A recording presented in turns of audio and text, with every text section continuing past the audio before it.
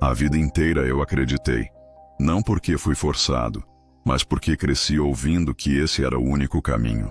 Meu pai, um homem simples, nunca teve luxo, mas sempre dizia: "Filho, Deus nunca abandona os fiéis." Ele falava isso com tanta convicção que eu nunca duvidei. Se meu pai acreditava, então era verdade. Ele trabalhava de sol a sol, carregando sacos de cimento nas costas, pegando o ônibus lotado às 5 da manhã, voltando tarde da noite. Mesmo assim, nunca deixava de ir à igreja. Sempre separava o dízimo antes mesmo de pagar qualquer conta. Dizia que era uma questão de honra com Deus. Mas eu me lembro muito bem do dia em que ele morreu, um infarto fulminante, bem ali, no meio da sala. Minha mãe chorava desesperada, os vizinhos corriam para ajudar, e eu apenas olhava. Eu olhava para aquele homem que dedicou a vida inteira a Deus, mas que agora estava ali, estirado no chão, sem nada, sem dinheiro para um bom hospital, sem um plano funerário. Morreu como viveu, pobre. Naquele dia, eu senti um nó na garganta, mas afastei qualquer dúvida. Eu ainda era jovem e me recusei a acreditar que Deus pudesse ser injusto. Deus tinha um plano. Tinha que ter. Cresci com esse pensamento e segui o mesmo caminho do meu pai. Trabalhava duro, fazia de tudo para ganhar o pão de cada dia. Mas o dízimo era sagrado. Sempre me disseram que, se você for fiel no pouco, Deus te dará o muito. Então eu era fiel. Cada centavo que entrava na minha conta, eu separava a parte de Deus. Mesmo quando a comida em casa era pouca, mesmo quando as contas apertavam, eu dava porque confiava. Minha esposa, Carolina, nunca entendia muito bem essa minha devoção cega. "Amor, a gente já não tem quase nada, e você ainda dá dinheiro para a igreja." "Isso não é dinheiro da gente, Carolina. É de Deus." Ela suspirava e abaixava a cabeça. Ela nunca quis brigar comigo por causa disso. Mas eu sentia nos olhos dela aquele olhar de quem não acredita mais, mas não quer magoar o outro. Só que eu acreditava, e continuava acreditando, mesmo quando as coisas começaram a piorar. Meu salário nunca aumentava. Os preços só subiam. O aluguel era um peso constante. Carolina começou a vender doces para ajudar, mas aquilo só tapava um buraco enquanto abria outros. Na igreja, o pastor sempre dizia: "Deus ama os fiéis, e aquele que dá, receberá 100 vezes mais." Eu escutava aquilo e me sentia confiante, mas por dentro, algo me incomodava. Porque na minha realidade, não era assim que acontecia. Eu dava, e nada voltava. Mas talvez eu só precisasse esperar mais um pouco. Talvez Deus estivesse testando minha fé. Foi o que pensei quando o aluguel aumentou. Foi o que pensei quando a luz foi cortada pela primeira vez. Foi o que pensei quando comecei a contar moedas para comprar arroz e feijão. E quando Carolina, com a voz baixa, me disse: "Amor, será que Deus não está vendo a gente?" Eu quis responder, com convicção. Quis dizer que Deus estava vendo tudo e que logo seríamos recompensados. Mas naquele dia, eu fiquei em silêncio. Eu nunca fui de questionar a igreja. Na verdade, eu sempre tive respeito absoluto por tudo o que acontecia ali. O pastor falava, eu ouvia. O pastor mandava, eu obedecia. Ele era um homem de Deus, e quem era eu para questionar um homem de Deus? O nome dele era Pastor Emanuel, um homem eloquente de voz firme, que sempre parecia ter todas as respostas. Ele caminhava pelo púlpito com um olhar seguro, vestido sempre com ternos impecáveis e um relógio dourado brilhando no pulso. Todos na igreja o admiravam. E como não admirar? Ele dizia as palavras certas. Ele fazia a gente acreditar que a prosperidade estava logo ali, ao nosso alcance. Deus ama um coração generoso. Quem planta, colhe. E quem dá, recebe em dobro. A igreja vibrava com aqueles sermões. Pessoas se levantavam, choravam, diziam amém em coro. E eu sentia uma chama dentro de mim. Aquilo me motivava, me fazia acreditar que eu estava no caminho certo. Mas depois de um tempo comecei a perceber um padrão. As pregações eram sempre sobre dinheiro. Toda semana, sem falhar, havia uma nova campanha. Campanha da semente da multiplicação. Campanha dos 7 passos para a vitória. Campanha do sacrifício financeiro. E toda campanha vinha acompanhada de um desafio. Quem aqui tem fé? Quem aqui acredita que Deus pode mudar sua vida? Então mostre sua fé. Pegue sua melhor oferta e traga ao altar. Deus quer ver seu coração. Eu já vi gente chorando enquanto colocava dinheiro no envelope. Vi irmãs vendendo seus poucos bens para entregar ao pastor. Vi gente que não tinha nada, dando o pouco que ainda restava. E eu fazia o mesmo. Porque me ensinaram que se eu desse, Deus me devolveria 100 vezes mais. Então eu dava. E dava com alegria porque eu acreditava. Mas o que começou a me incomodar foi outra coisa. A vida do pastor Emanuel nunca parecia ser afetada pela crise. Enquanto eu e minha esposa mal conseguíamos pagar as contas, ele surgia cada vez mais próspero. Um dia cheguei mais cedo à igreja e vi ele estacionando um carro novo. 0 quilômetros. Importado. O tipo de carro que eu sabia que nunca poderia comprar. Outro dia, Carolina apontou discretamente para o relógio dele e cochichou. Esse relógio deve custar mais do que a nossa casa. Eu a repreendi. Disse que ela não podia pensar assim. Mas no fundo, algo me incomodou. Porque como um homem de Deus, que vivia pregando sobre humildade, podia ter tanto, enquanto o povo da igreja mal tinha o que comer? Foi nesse momento que a primeira rachadura apareceu na minha fé. Mas ainda assim, eu me recusei a duvidar. Deus abençoa quem Ele quer. Talvez o pastor fosse só mais fiel do que eu. Talvez minha vez ainda fosse chegar. A fé é um escudo frágil. Quando a fome bate na porta, quando a conta de luz chega e você não tem dinheiro para pagar, quando os seus filhos choram porque não têm o que comer. A fé não resolve. No começo, eu ainda acreditava que aquilo era só uma fase, um teste, uma provação. Mas os testes não acabavam. A cada mês ficava pior.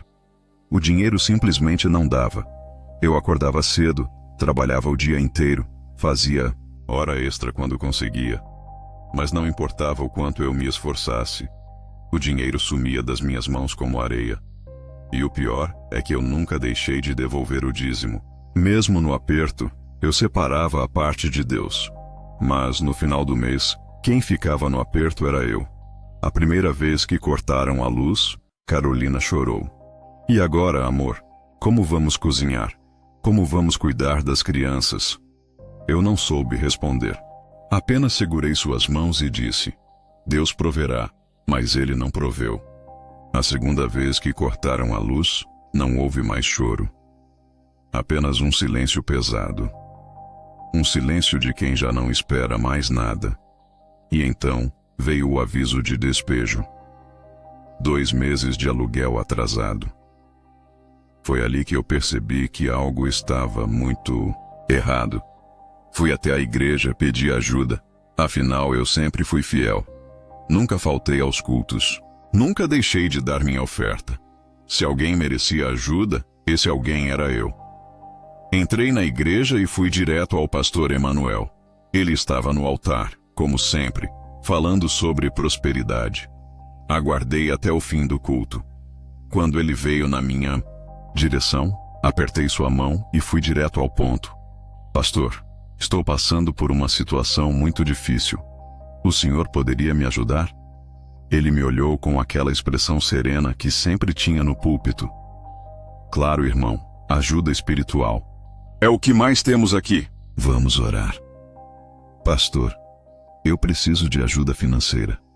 Minha família está passando necessidade. O sorriso dele diminuiu e ele suspirou, colocando a mão no meu ombro. Irmão, Deus está provando sua fé. Você precisa continuar crendo. No tempo certo ele proverá.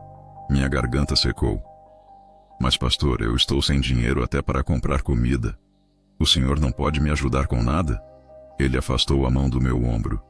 A igreja já ajuda muitos irmãos necessitados, filho. Mas você sabe, precisamos manter a casa de Deus funcionando. Eu olhei para ele, olhei para o altar banhado em ouro, para os lustres brilhantes, para os seguranças que cercavam o escritório pastoral. A casa de Deus estava funcionando muito bem. Quem não estava funcionando era eu. Saí de lá sem dizer mais nada. Carolina não suportou mais. Naquela noite ela fez as malas. Eu te avisei. Eu te pedi para parar de dar dinheiro para essa igreja. Eu falei que a gente precisava cuidar da nossa casa primeiro. Mas você nunca me ouviu. Carolina, por favor, não faz isso. Eu já fiz. Ela pegou as crianças e saiu. E eu fiquei sozinho. Sem dinheiro. Sem família. Sem nada. E pela primeira vez na minha vida, eu não sabia mais se acreditava em Deus.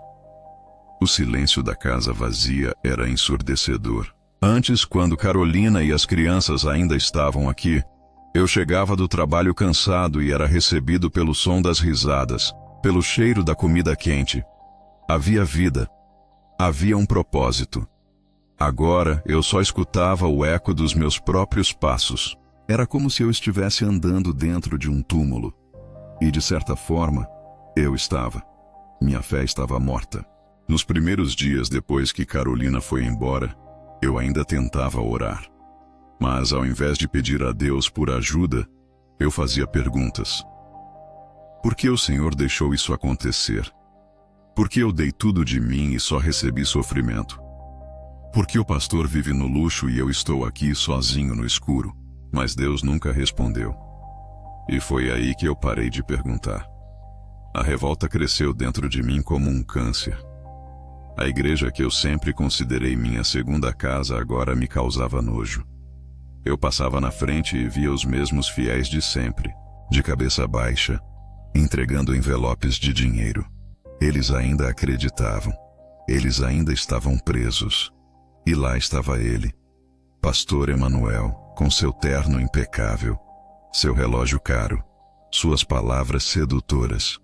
Fui a um culto uma última vez, não porque queria me reconectar com Deus, mas porque queria enxergar com clareza o que eu nunca tinha visto antes.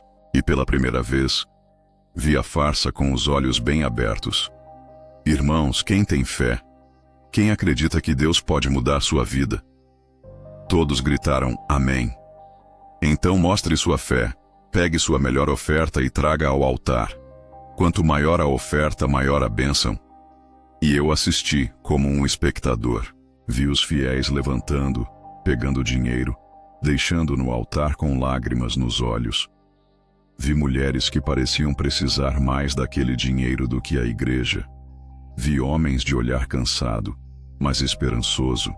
Vi mães desesperadas, esperando um milagre. E vi o pastor sorrindo. Sorrindo enquanto o dinheiro se acumulava aos seus pés. A raiva queimou dentro de mim. Como eu fui tão burro. Como eu não percebi antes. Eu saí de lá. Mas dessa vez, saí com uma certeza. Deus não se importava comigo. Deus não se importava com ninguém. Porque se Deus realmente existisse, Ele não deixaria gente como o pastor Emanuel prosperar, enquanto homens como eu morriam na miséria. Se Deus realmente existisse, Ele deveria estar do meu lado. Mas não estava. E pela primeira vez na vida, eu senti que era hora de procurar outro caminho. A revolta crescia dentro de mim a cada dia. Eu não conseguia mais olhar para uma igreja sem sentir nojo. Eu via fiéis entrando e saindo, depositando suas últimas esperanças em algo que nunca aconteceria. Eu via o que eu fui a vida inteira, um tolo. Deus nunca fez nada por mim. E se Ele não se importava comigo, por que eu deveria me importar com Ele? Mas a verdade é que, mesmo sabendo disso, eu não tinha para onde ir. Eu estava sozinho no mundo, sem família, sem amigos, sem dinheiro. Até que, numa noite qualquer, alguém me encontrou. Era tarde. A praça estava vazia. O vento frio cortava minha pele. Eu estava sentado num banco qualquer, olhando para nada, tentando entender qual seria meu próximo passo. Foi quando ouvi a voz. Você está diferente. Levantei o olhar. Um homem bem vestido estava na minha frente. Terno preto, relógio caro, um sorriso que não combinava com a hora e o lugar. Me conhece? Perguntei, desconfiado.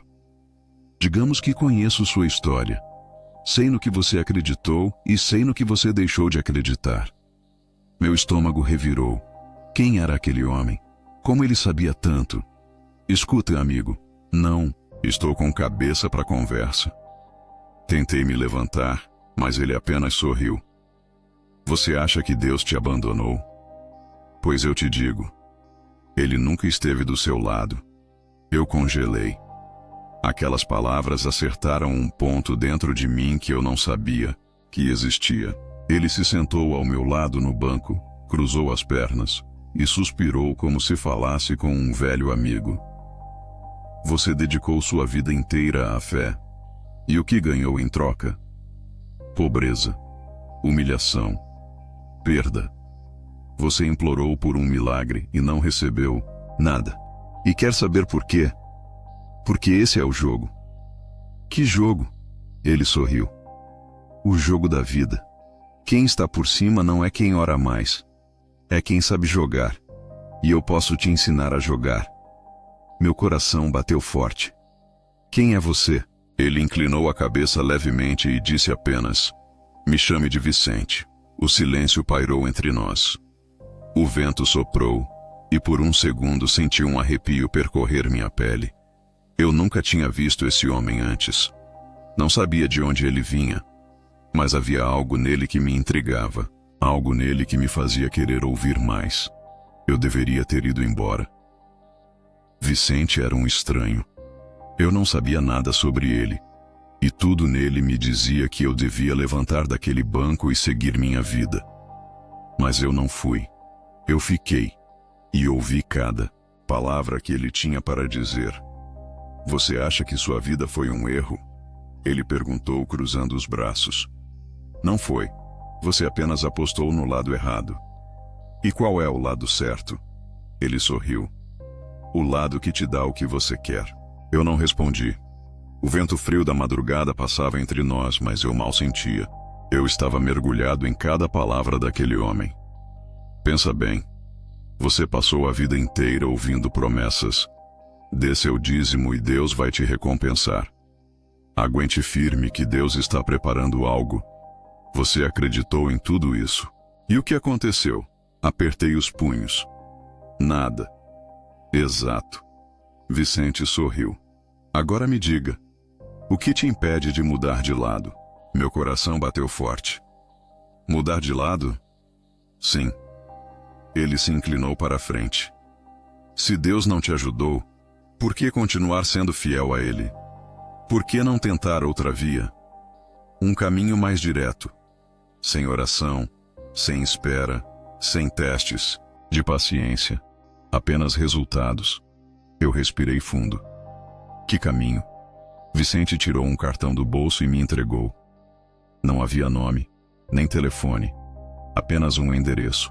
Se realmente estiver pronto para ter tudo o que sempre quis, vá até esse lugar amanhã à noite. Ele se levantou e olhou para mim com um brilho nos olhos. A vida é um jogo, meu amigo. Mas é você quem escolhe as regras. E então, ele se afastou, desaparecendo na noite. Fiquei ali, segurando aquele cartão, com o coração acelerado. Eu deveria jogar esse pedaço de papel no lixo. Mas eu não joguei. Eu apenas olhei para ele e senti algo que há muito tempo não sentia. Esperança. Na noite seguinte eu fui. O endereço me levou a uma mansão afastada, no alto de uma colina. Não havia placas, não havia seguranças. Apenas um portão alto de ferro que se abriu assim que me aproximei. Eu entrei. O caminho era iluminado por tochas. A cada passo eu sentia que estava indo para um lugar de onde não havia volta. E então eu cheguei ao salão principal. Vicente estava lá, sorrindo. mas ele não estava sozinho. Outros homens bem vestidos estavam ao seu lado, todos, me olhando com um misto de curiosidade e aprovação. No centro do salão, uma mesa negra. Em cima dela, um pergaminho antigo e uma pena de metal. "Está pronto?" Vicente perguntou. Eu olhei para ele. Olhei para os outros homens. Olhei para aquele pergaminho.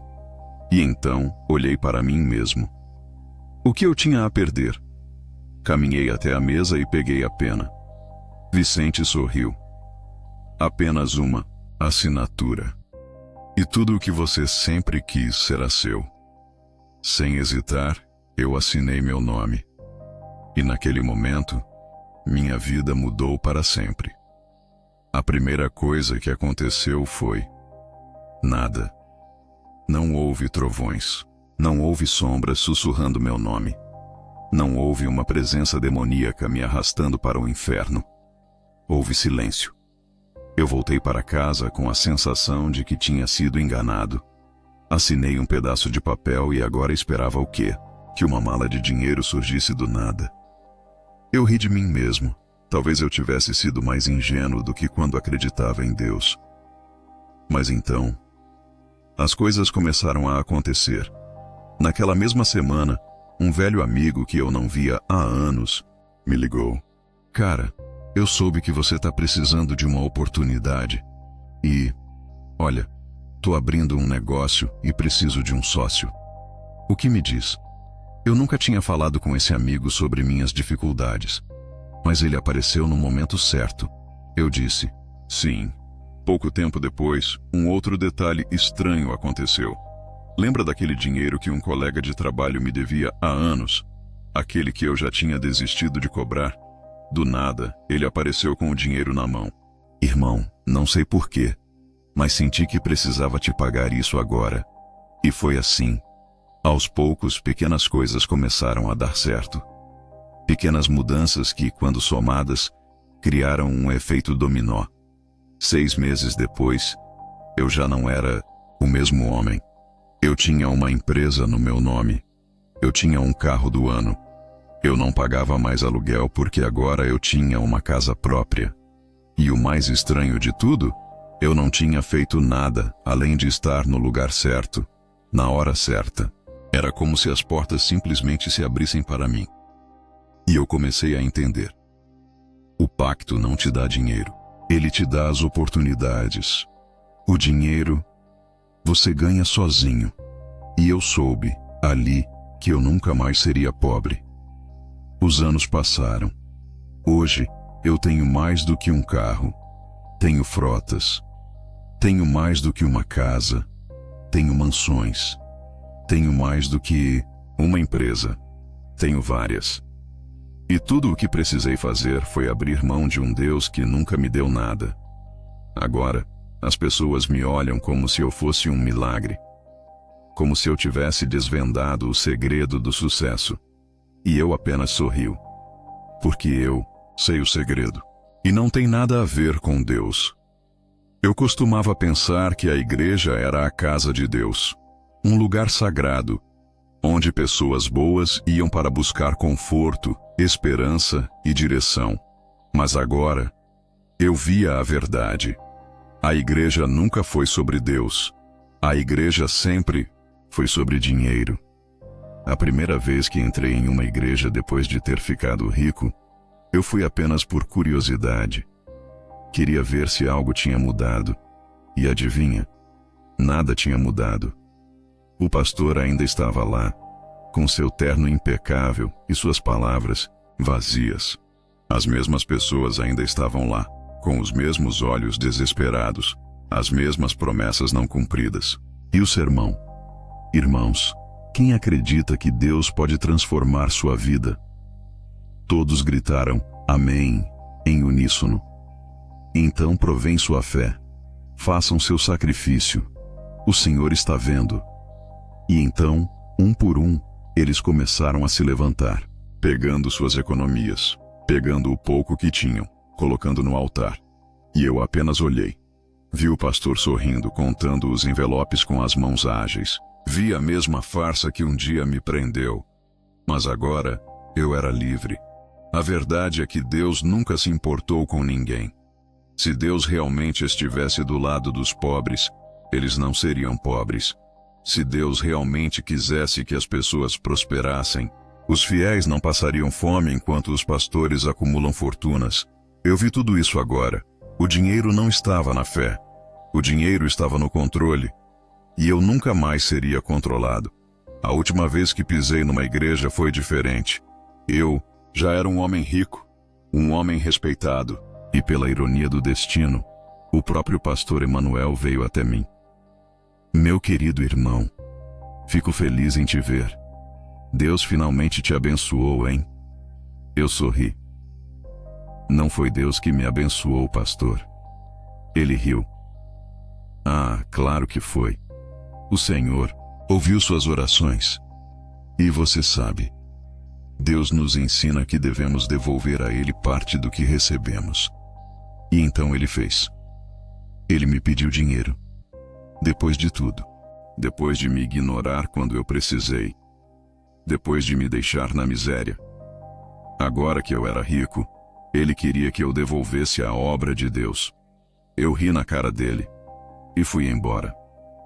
Naquele dia, tive certeza absoluta de que eu estava no caminho certo. O dinheiro pode comprar tudo. Carros de luxo, mansões, viagens, mulheres.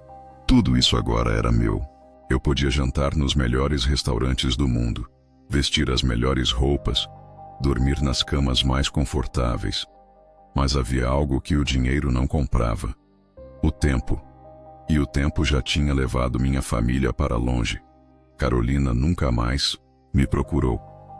Depois que ela foi embora com as crianças, cortamos qualquer contato. Ela nunca ligou. Nunca quis saber como eu estava. E no fundo eu sabia por quê. Ela não queria o homem que eu tinha me tornado. Ela não queria o eu que finalmente venceu. Os anos passaram. Meus filhos cresceram sem mim. Viraram adolescentes. Jovens adultos. Estranhos. E eu os observava de longe. Houve um dia em particular que eu nunca esqueci. Eu estava parado dentro do meu carro, observando meu filho do outro lado da rua. Ele estava sentado em uma mesa de bar com alguns amigos rindo, bebendo. Por um momento me vi nele. O mesmo jeito de gesticular. O mesmo sorriso de canto de boca. Ele era meu filho. E ele não sabia nada sobre mim. Pensei em descer do carro, me aproximar, dizer algo. Mas o que eu poderia dizer? Oi, filho. Sou seu pai, aquele que você não vê há anos. Agora sou um homem, rico. Quer saber como eu consegui? Não. Eles tinham crescido sem mim. E agora eu era apenas uma sombra. Então, em vez de sair do carro, eu apenas acelerei e fui embora. Noites vazias. Esse era o preço. Eu tinha dinheiro, poder, mulheres. Mas quando eu estava sozinho, no escuro, a única companhia que eu tinha era o silêncio. E às vezes, uma dúvida surgia. Será que valeu a pena? Mas eu nunca deixava essa dúvida crescer. Porque sim, valeu a pena. Eu era rico. Eu era poderoso.